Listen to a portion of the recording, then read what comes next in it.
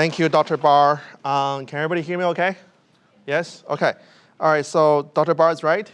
So about, I would say 4 days ago, I was watching the news. I was like, oh my God, I didn't do this. And then email Dr. Barr says, hey, can we make this happen? And then Dr. Barr, along with everybody else, made this wonderful event happen for us. So this is something that I truly passionate about, and also something that's really important to you guys as well, because we're all part of the economy. So what's happening in the economy with the tariff will have an impact in your life today as well. All right, so let's talk about tariff. But first thing, definitions. So what is tariff? Okay, so tariff. Tariff is a tax. And you see me highlighted the 3 letters there, tax. Don't forget that. Tariff is a tax. Tax on either import or export. Most of the tariff you hear today is all importing tariff. That means when you buy something from other countries, our US government or other government going to put an extra tax on it, so your price goes up a little bit. Now, the consensus among economists, if you ask any reputable economist, going to tell you tariff is bad. The buyers will pay for the tariff, except one economist. His name is Ron Vara. I think somebody heard it before. So by the way, if you guys want to write the name down, when you go home, Google this person. So Ron Vara, who he is actually a fictional character. Now, the reason why he's important because the lead economist, economic advisor to President Trump, his name is Peter Navarro. Peter Navarro is the champion for tariff and protectionist. And in his book, he was looking for economists to back up his argument, try to argue for higher tariff. He couldn't find anybody, so he made up this name, Ron Vara. So it's a made-up character in his name that actually reference to this person. And if you spell Ron Vara, it's the same letter that you spell Peter Navarro. So that's the economist who backed up his argument for higher tariff. Now, tariff is very important. It has been many part of US history. So think about the early Tea Party, Boston Tea Party, 1773. Our forefathers, our founding fathers went to Boston, went to the harbor. They dumped all those teas into the Boston harbor because they were protesting and they were proclaiming, what did they say? No taxation without representation. That taxation is tariff. They were protesting against the tea tariff. And by the way, that picture you see there, that picture is not by William Cooper. Because if you look at carefully, see all the skyscrapers in the back? That's a image generated by AI. Okay? The one you saw from William Cooper was this image.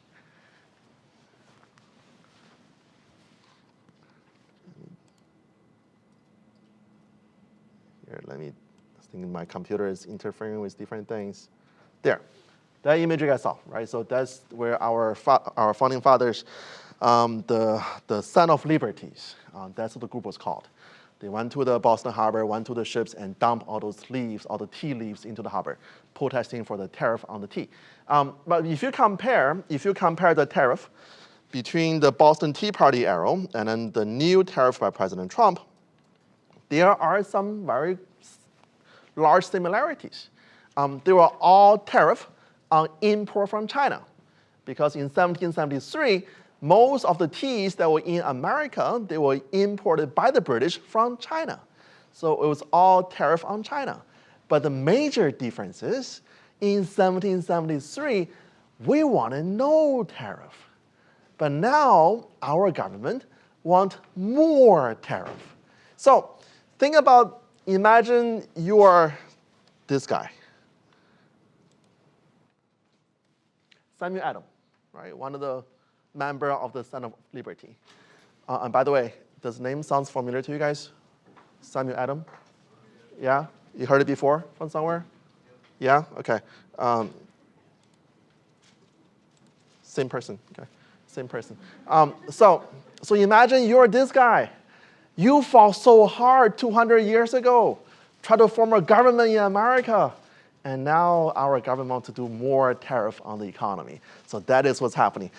Also think about the Great Depression, 1929. Now, we all learned this in your history class, and then you probably learned in your history says the cause of the depression was the roaring 20s.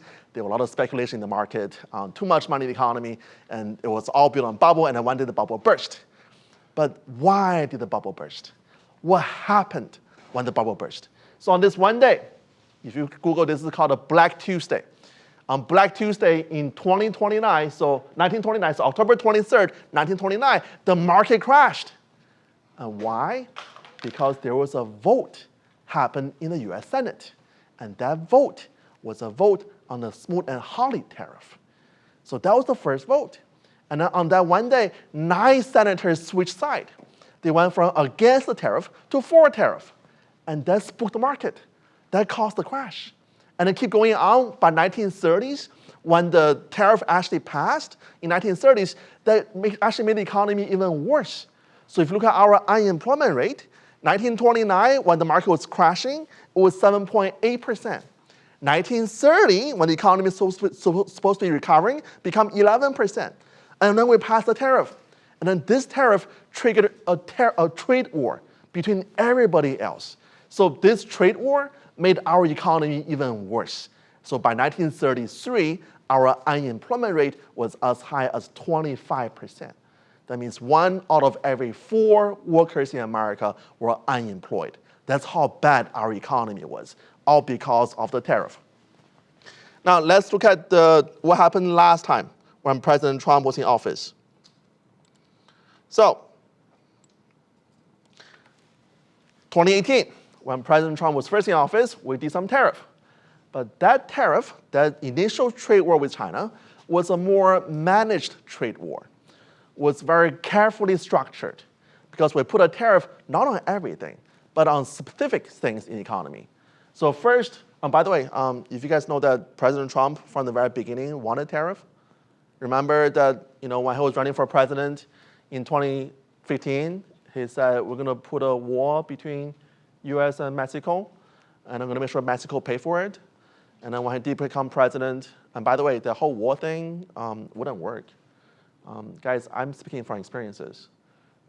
My people, we had a war in China. It was big. It was great. What was it called? The Great War, right? Did it work? No. We're still getting invaded by the Mongolians all the time. Doesn't work. But Trump wanted. So President Trump said, hey, let's get a war. We're going to make sure Mexico pay for it. And then Trump won the election. And then Trump says, hey, Mexico, pay for the war. And then Mexico says, nah, that's your land, that's your war, you pay for it. And then President Trump says, fine, you don't pay for it. We're going to put a 25% tariff on everything coming from Mexico. Now, we're buying a lot of avocados from Mexico, so this tariff was also nicknamed as the avocado tariff. Do you guys like avocados? Yes? Okay. Do you care about where your avocado come from? Anybody? So when you go buy avocado from the market, from H-E-B, when you pick the avocado up, do you look at the stickers to see where it come from? I do. I care about my avocados. So when I look at the sticker, I look for specifically avocado from Mexico. I don't want the California avocado, because the one from California tend to be smaller with a bigger seed. The one from Mexico tend to be bigger with a smaller seed. So I like the Mexican avocado. And so is everybody else in America. Now, here's what I found out. In 2019, I was visiting families in China. And I was at a local Walmart in China. I saw Mexican avocado at a local Walmart in China. But here's the difference. When you guys go buy avocados from H-E-B or Walmart, how do you pick your avocados? How do you choose? I see you doing that, right? So you pick it up, you squeeze it, see if it's firm or soft enough, you buy the avocado. You couldn't do that to the avocado in China. Because the one I saw at the local Walmart in China, this is 2019, so 6 years ago, it was 2 avocado packaged very nicely in a gift box. Guess how much those avocados? 2 for $10 US. Very expensive. Reason why? Because consumers in China also love avocado from Mexico. Everybody all love it. So imagine that you're this farmer in Mexico. You produce an avocado. And you have a choice. I can sell to Americans or I can sell to China. So if America asks me to pay a higher tax when I sell to America, what do? I sell to China. No tax. So if the farmer decides to sell avocado to China instead of America, then how do Americans get the avocado? It's for the consumer to pay for it. So what the farmer will do, they will simply increase the price by 25% and then sell to consumer in America. So even though it seems like it's the farmer paying the tariff, but that tariff was added in to the final price consumer pays. So that's why tariff is not paid by the business, it's paid by the consumers. Make sense? So this, at the very beginning, we did a tariff on the solar panels. Those tariffs are about 30 to 50%. Do you guys care about solar panels? Anybody have a solar panel in the house?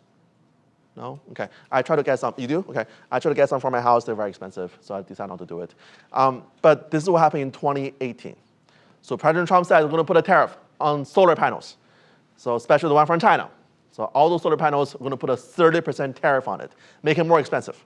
Now the idea is that we try to protect our U.S. companies. So to make the panel from China more expensive, therefore our U.S. companies, our domestic producer for solar panels, have a chance to compete against the lower prices from China. That's the idea of tariff. Because with the tariff, you always try to protect your domestic companies and then at the expense of your domestic consumers. Now, when this 30% tariff was put on the solar panel from China, any idea who complained in America? Who complained about the tariff? Yeah, that's right.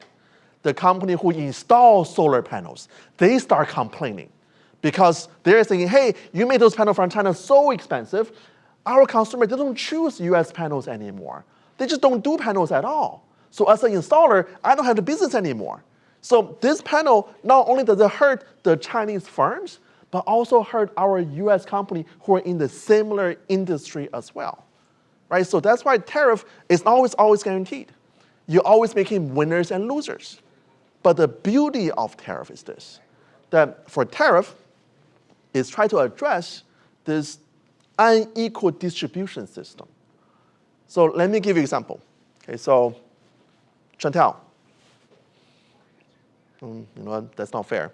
How about this, everybody else who is here right now, I will give you 3 points on your test. Feel pretty good? Yeah. But in the process, Chantal, I'm gonna make it even, right? So everybody else gets 3 points, but you're gonna lose 20 points. How would you feel, Chantal? Pretty bad, right? But everybody else gets 3 points. So overall, the benefit is more, but the losses is all concentrated on one person. That's what import does. Whenever we have importing, the benefit is to all the consumers. Consumers better off, because now we can buy more stuff cheaper. And by the way, guys, I guarantee you this, if you go to your closet today, you have more stuff in your closet than your parents had when they were at your age. And why? Because clothes are cheaper now. So we're benefiting. But who is losing out? Our domestic company who used to produce this good in America. Right? So that's why the overall economy is better off, but the suffering, the pain, is all concentrated on the small group of Americans. Make sense? All right, so that's what tariffs try to do, try to make that right. Now, we had a tariff on China. It was only 25% tariff, but it wasn't for everything from China. It was only about $50 billion worth of import from China every year. So it's a very limited tariff on goods from China in 2018. But today, this is the latest number. So as of April 10, 2025, and by the way, guys, when I was making this PowerPoint, I hated it. Because every day something new come out. I gotta make my changes on the PowerPoint. So this was still true as of April 10, 2025. So right now, we have a 145% tariff on everything from China. 25% tariff on steel, aluminum, and cars. Another 25% on car parts, and that will be effective May 3rd. 25% on Mexico and Canada, anything that's not covered by USMCA. And then right now, it's a 10% tariff on all other import. So that's what we have right now. But let me show you some recent news. Let me show you what the impact is. The auto industry, remember that was at 25% on the cars imported in America? So these companies, Nissan, Audi, VW, Jaguar, Land Rover, and Mitsubishi just recently announced that they're stopping sending cars to America. Because think about it, let's say we have Audi, right? So the Audi is made in Germany. So if Audi today want to send a car from Germany to America, it's subject to the 25% tariff. Now, the question becomes, who pays the tariff? Now, normally, Audi should pass on this tariff to the consumers. But if you're a consumer, would you be willing to pay the 25% tariff on it? Probably not. That's too expensive. I buy something else, right? So that's why companies are hesitating to sending cars to America, because the tariff is there. But guys, remember, I had this PowerPoint, right? Things changed. April 14th, President Trump says, we might pause the tariff on cars. So it's there before, but we might change it. So that's why many companies are still in limbo. They don't know what to do right now because the tariff hasn't been set in place yet. Okay. All right. Any gamers here who play games? Ooh, a lot of people. How are you doing today? Pretty good? Yeah. Do you hear this? Nintendo Switch. All right. I know. Ooh, crying. So this new Switch was initially set to be released on April the 9th, so last week. But then company said, hey, let's pause for a second. Why? Guess where this thing made? China. What's the tariff on it? 145%. This new Switch, MSRP, so price is at $499, so $500. Pretty expensive. And then you add on the 145%, that means this Switch will be close to $1,000. Can't afford it. People aren't going to buy it anymore. And then you know what's going to happen? Guys, look, there is a business opportunity that when we have a 140% tariff from China. This is what you can do. Imagine if this is released and we have the tariff on it, and then the price for this Nintendo Switch is at at $1,000. This is what you do. Jackson, let's do this. Yeah, okay. You and me, let's go to Mexico. We're going to go to Mexico. We're going to buy the Switch from Mexico. And then we're going to bring it back to America and sell at a lower price, because the tariff is only applied for everything from China in America. Let's go to Mexico, there's no tariff on it. It's cheaper, right? So company says, hey, we're going to pause for that. We're going to pause for now. So we're not going to release our new Switch. We're going to release in May. And here's the worst part. When they release in May, they're not going to sell this in the store. When they release in May, this will be by invitation only. So if you want to buy the Switch 2, you can't. It's only by invitation from the company. And the reason why, because company, Nintendo, is the one who's going to pay the tariff first. They don't spend too much money on tariff. They only buy a couple of the Switch in America, and they'll only give it to people who are actually going to report how good the Switch is.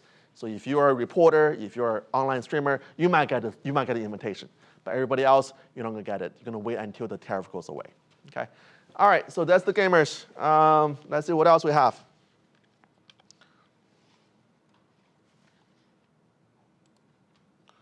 Ooh, this happened yesterday. Hong Kong stopped sending mails to America. Yesterday, last night. I made this last night. Do you guys buy stuff from Hong Kong? Anybody here buy any mail parcel from Hong Kong? You don't? Actually, you do? Well, there are two companies specifically.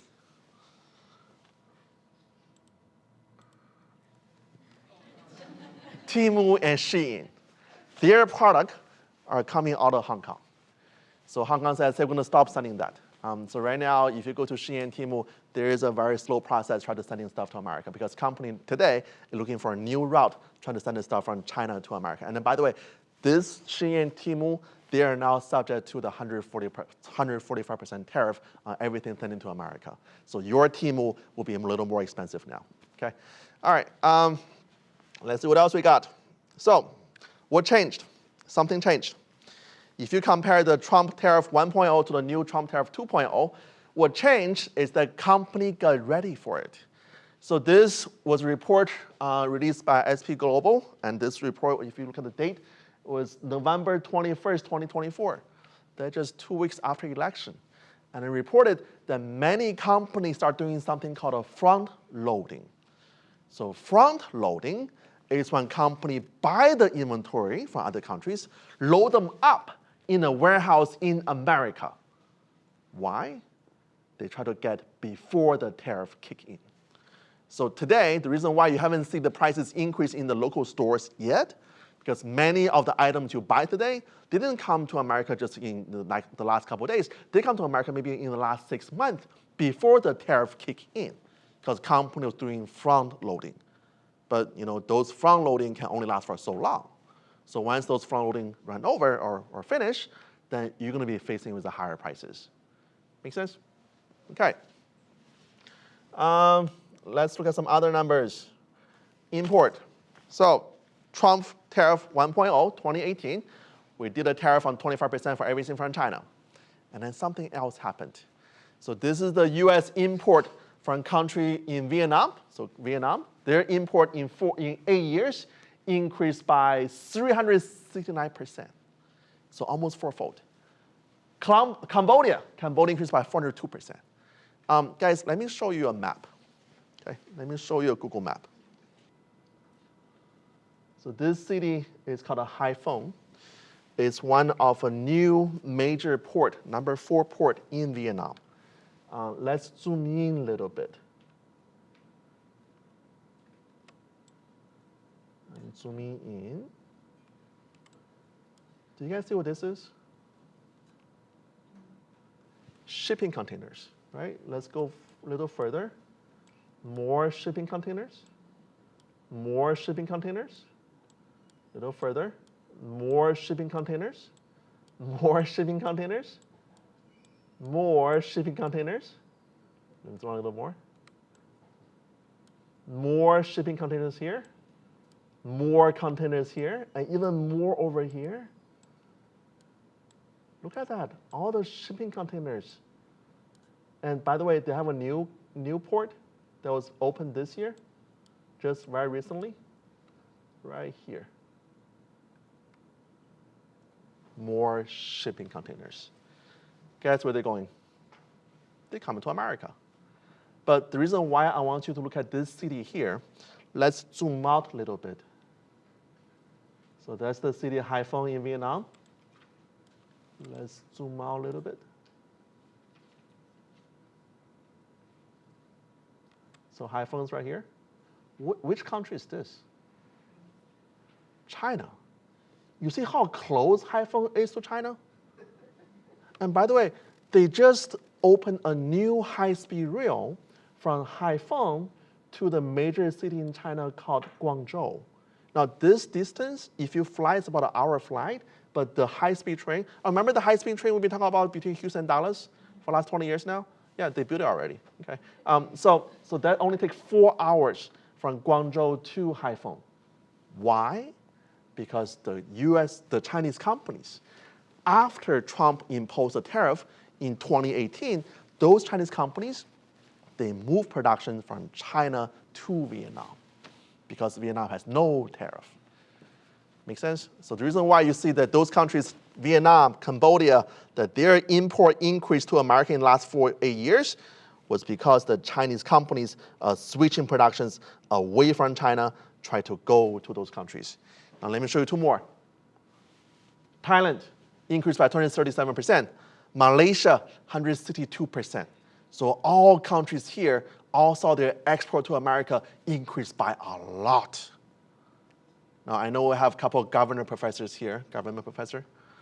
This important should be very relevant to you. Guess what is the Chinese president doing this week? There.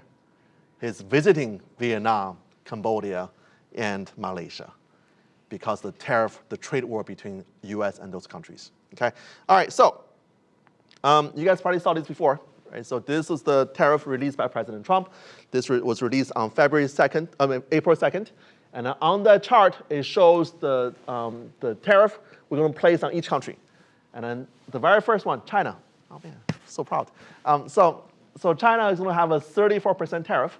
Now, that last column in yellow, that will be that number is half of the column in the middle. So that column in the middle, so it says China 67%. If you zoom in a little bit, on the top it says tariff calculated based on currency manipulation and then trade barrier. So we released this list of all the countries in the world that the US is going to put a tariff on. So this list is massive.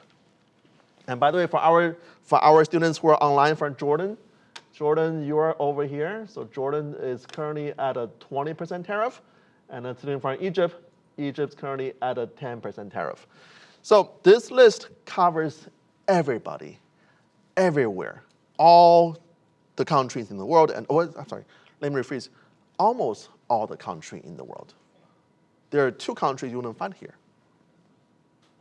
Russia, North Korea, our friend, right? So, but at the end of the list, see the place here? Christmas Island. Now I have a 10% tariff. Guys, Christmas is about getting more expensive. Okay? But that's not Santa Claus. That's an island in the Pacific Ocean. But one more, this one here, heard at McDonald Island. Ooh, they don't sell McDonald's there, don't worry. But let me show you what it is. This is McDonald Island. It's a very tiny island in the middle of the Atlantic Ocean.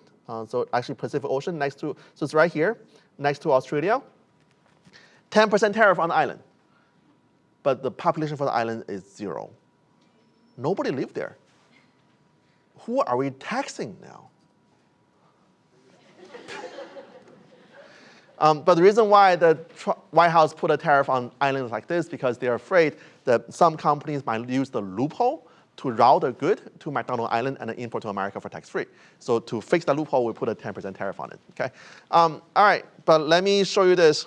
So, naturally as Chinese and also as an econ professor, when I hear this currency manipulation and then trade barrier, my head starts thinking, oh my God, this is the formula I need to know, right? So I know about this. By the way, currency manipulation was alleged on China for many, many years because we're saying China tried to make their currency artificially cheaper.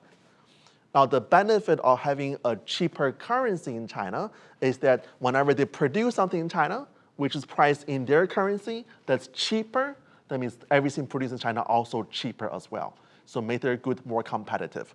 So this number here is based on the currency manipulation and trade barrier. So I'm thinking in my head that this formula looks like this. So it must be a function. So that first letter tau representing tariff. So must be this tariff must be a function of real interest rate, real exchange rate, purchasing power parity, and then maybe a function for some trade barrier. By the way, I know some of the formulas here. I learned it. Remember, I'm an econ professor, right? I'm good at this. So I'm thinking, hey, maybe the equation looks like this. Right? So the first one is for the purchasing power parity. The pi stands for your inflation. Second one is for real interest rate. Next one is for the real exchange rate. And the last one is for the trade barrier. So maybe the White House used some very complex formula, try to get up this number for each country, because every country has a different number. And then the very next day, on April 3rd, White House released their own formula. Well, much simpler than what I thought. So this is what the numbers representing. So again, the first number there, that's tau, that's a tariff. So it says tariff equals to a very simple fraction. Now on this fraction, that x, that's the export from America to that country. M is the import from that country to America. So we have export minus import divided by epsilon, that is your elasticity of demand. So that measures how much our consumer would change behavior whenever there's a price change. And then phi, representing the elasticity, whenever the tariff is put on the good, how much would the price change? So two very important information. And then multiplied by our last number, that's our M, that's your import. And also in the report released by White House, that we have decided that epsilon equals to 4. and then phi equals to 0.25.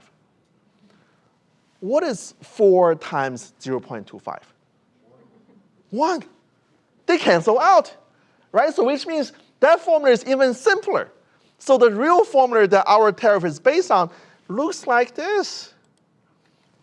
It's just tariff equals to trade deficit divided by the import. So all it measures how much of the import we need to take away to achieve a balance of trade. So looks like we want this balance of trade, or trade balance, and which we're also implying that trade deficit, so if you have too much import, not enough export, trade deficit is bad. But is trade deficit bad? Guys, we all have trade deficit. You guys have trade deficit. Think about places like Walmart, H-E-B. You have a trade deficit with H-E-B, right? I mean, you go there and buy stuff. You give money to H-E-B. Does H-E-B ever give you money? No. You have a trade deficit with H-E-B. And also imagine it's Black Friday. Right? So imagine it's Black Friday, and then you go to Best Buy, you see stuff on sale. Do you say, hey, Black Friday, Best Buy, you are ripping me off? Or do you buy the iPad at $100? You buy the iPad, right? So trade deficit is not bad. And also when you have trade deficit, that means you have people in other country work for us. Or do you prefer the other way around? Do you prefer you guys working for people in China? I like this way better, right? I like my people in China work for me in America. I don't want to make t-shirts for people in China, right? This trade deficit is not a bad thing. And also, if you look at this calculation, so the calculation is very simple. All we have is we have the export minus import divided by the trade, so that's your trade deficit, and divided by the import, that's the number for each country. So that's where the 67% come from for China, 46 for Japan, and 90 for Vietnam. But there's one country I want to talk about, Egypt. Now remember we said Egypt has a 10% tariff on it? But if we use the same calculation for Egypt, Egypt's number looks like this. So their export, so US export to Egypt is $6.1 billion in 2024. Our import from Egypt is only $2.4 billion. So we don't have a trade deficit. We have a trade surplus. And if you use the White House formula, the tariff should be 144% positive. That means we shouldn't even charge a tariff on Egypt. We should pay Egypt on tariff because they have more import than our export. So that's why that number there, if any country has a trade surplus with America, we don't use a real number. We just put a 10% on it. So that number is not very accurate. Now, one more thing. What happened? April 9th, 2025. So last Wednesday, right? So I was in class. And then when my class over at 12:30, my phone blew up. Oh my God, what happened? The stock market changed. So by the way, the 1:18, that's Eastern time. So it's about, 12:18 Central time.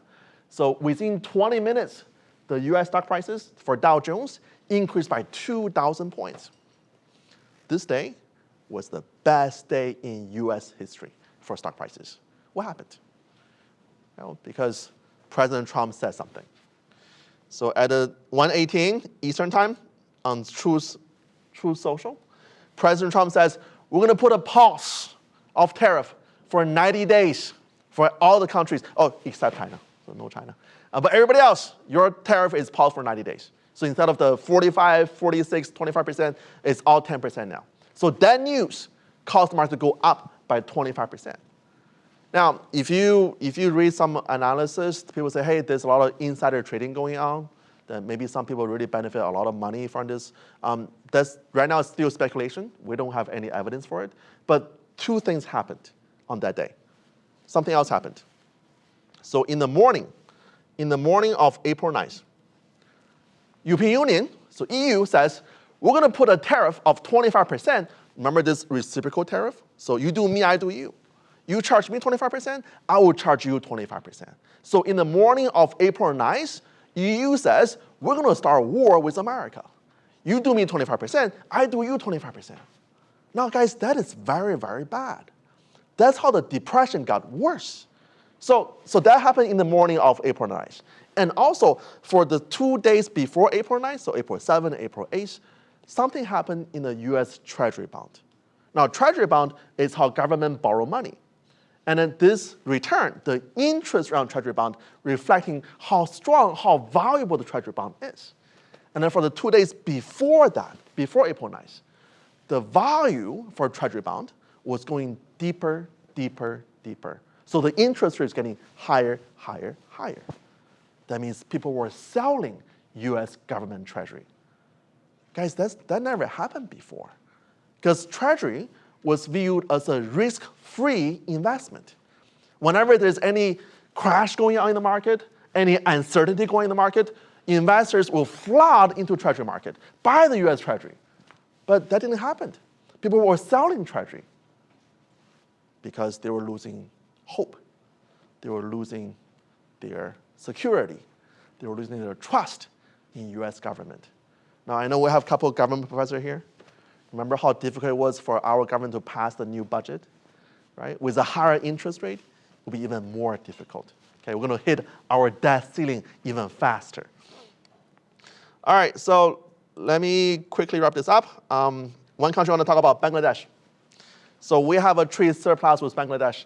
Anybody been to Bangladesh before? No, good. Do you buy anything from Bangladesh? You sure do. Fast fashions. So if you ever buy stuff like H&M, Zara, Gap, even clothes from Walmart, they are made in Bangladesh. So Bangladesh today is one of the fastest country in exporting textiles, apparels, clothes. So the news came out this year, 2023. So Bangladesh is increasing their minimum wage in the country, in the textile industry. So if you're making shirts in Bangladesh, your minimum wage has increased from 8,000 taka to 12,500 taka per month. Now that sounds like a lot. But if you change that to US dollar, that just changed to $75 to $113. That's how much those workers getting paid in Bangladesh. Now, US, we had the biggest textile industry. That for years and decades, we made the most shirts, most jeans, most shoes.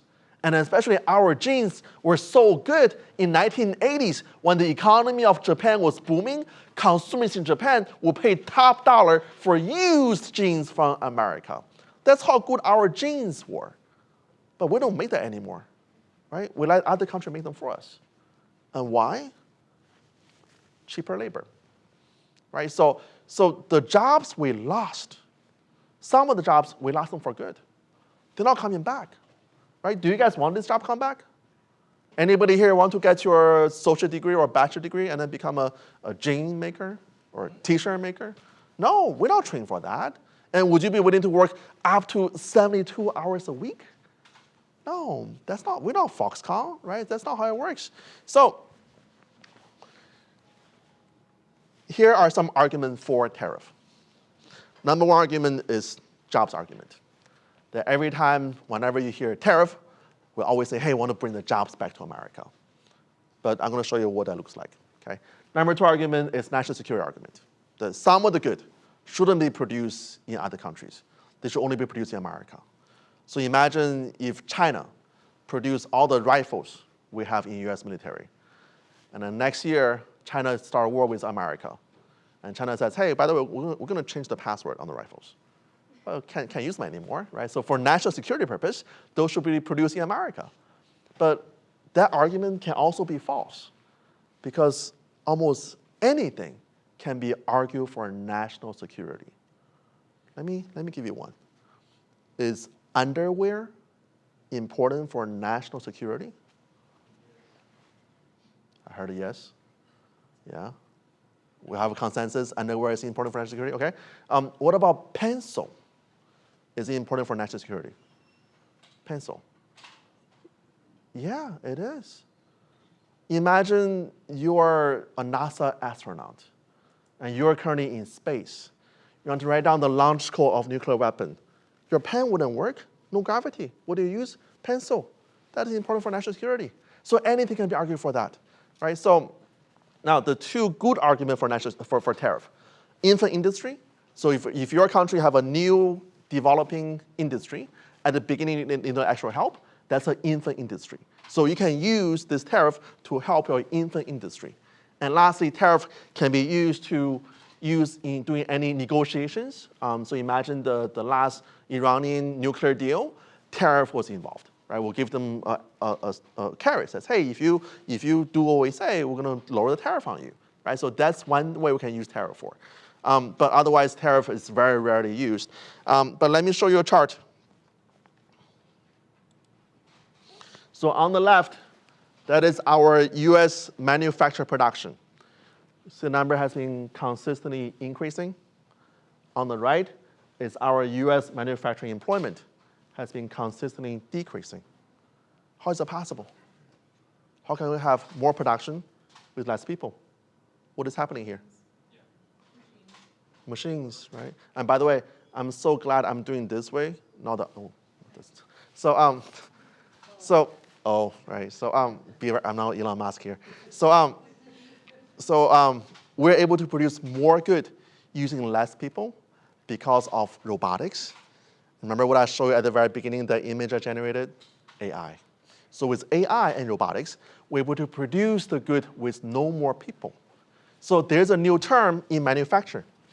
That term is called a dark factory. So in some of the factories now, they don't have to turn on the lights anymore. Because what is the lights for? Who is that for? For people. We don't need people anymore. So many of the factories with all the robotics and AI, we don't need people anymore. So that factory right there that's producing Tesla, we can turn the lights off and nobody even notice anything because the computers and AI do not need the lights. So one day, the production might come back to America, but the employment won't come back anymore. Okay. All right. So what do we do? Right. So this tariff is pretty bad. Dr. Barr, don't worry. Okay. Porsche just announced.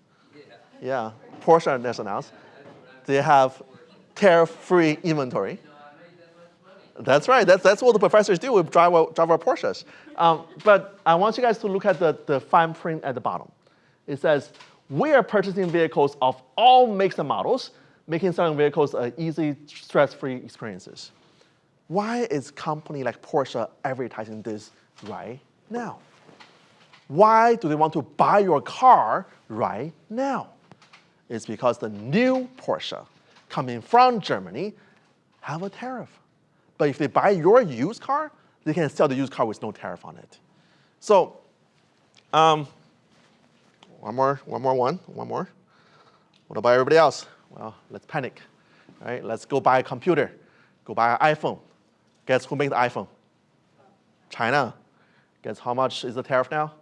145%. Now, remember I said at the beginning, I hate this PowerPoint? Guess what happened? Trump announced we're going to pause the tariff on iPhones and computers from China. For now, we're still safe. But there's one more I want to show you, one more last one. This happened to me this weekend. I want to buy a garden hose because my old one is broken. So I took a screenshot. The one on top says 2022. That's one I bought. Looks just like that. So 50 feet long. I can connect to it to my water source, and then expandable. So it's very nice. And I went to Amazon. Let me see. That's the one. It says bestseller. That's the bestseller. Currently unavailable. They sold out. Normally, company will restock with new inventory from China. But because of tariff, they're not restock anymore. So that's why it's unavailable. And then the news says, by the way, you might see this a lot in the next couple of days on Amazon, everything all sold out. Even Amazon is canceling their orders from China because tariff is too expensive. So one last slide. July 4th is coming up. You guys looking forward to that? Yeah? Don't. This is why don't. Guess what? China make 95% of all the fireworks in America. So at 145% tariff, your fireworks will be more expensive this year for July 4th, Independence Day. You know what's even worse? They also make the flags.